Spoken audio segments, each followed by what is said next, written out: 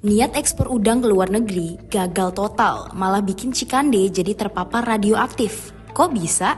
Menteri Koordinator Bidang Pangan Zulkifli Hasan menetapkan Cikande sebagai status kejadian khusus terpapar radioaktif cesium-137. Awalnya paparan radioaktif itu diketahui usai penolakan produk udang beku Indonesia oleh otoritas Amerika Serikat di sejumlah pelabuhan besar termasuk Los Angeles, Houston, Savannah, dan Miami. Karena pas dicek, udang-udang tersebut ternyata tercemar zat radioaktif cesium-137. Investigasi berlanjut hingga ke dalam negeri. Hasil penelusuran membawa tim gabungan ke kawasan industri Cikande, Kabupaten Serang. Ternyata dari hasil investigasi, sumber paparan bukan berasal dari tambak atau lautnya, melainkan dari si kontainer yang mengangkut udang-udang beku tersebut.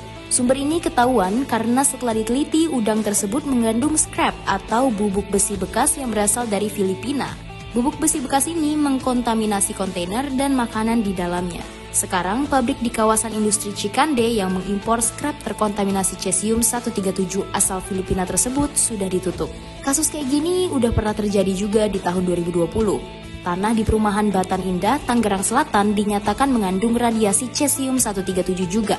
Bahkan 2 warga terkontaminasi gara-gara makan buah yang tumbuh di tanah itu. Nah, dampak zat radioaktif itu nggak main-main loh.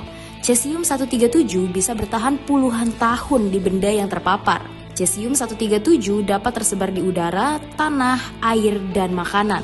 Kalau tubuh manusia terpapar, bisa berdampak buruk bagi kesehatan, seperti risiko kanker, kerusakan sel, bahkan kematian.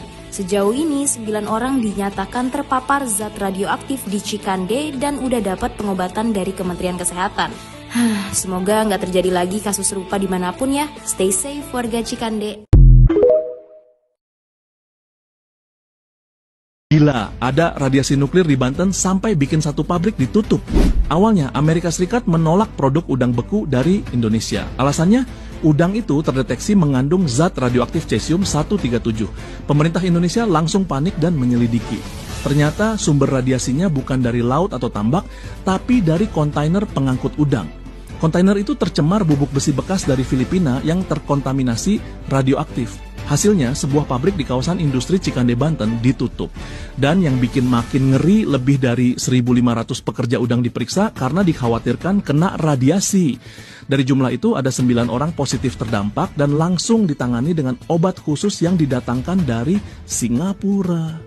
Kasus ini bikin geger karena Indonesia dinyatakan kejadian khusus radioaktif, cuma gara-gara scrap impor dari Filipina.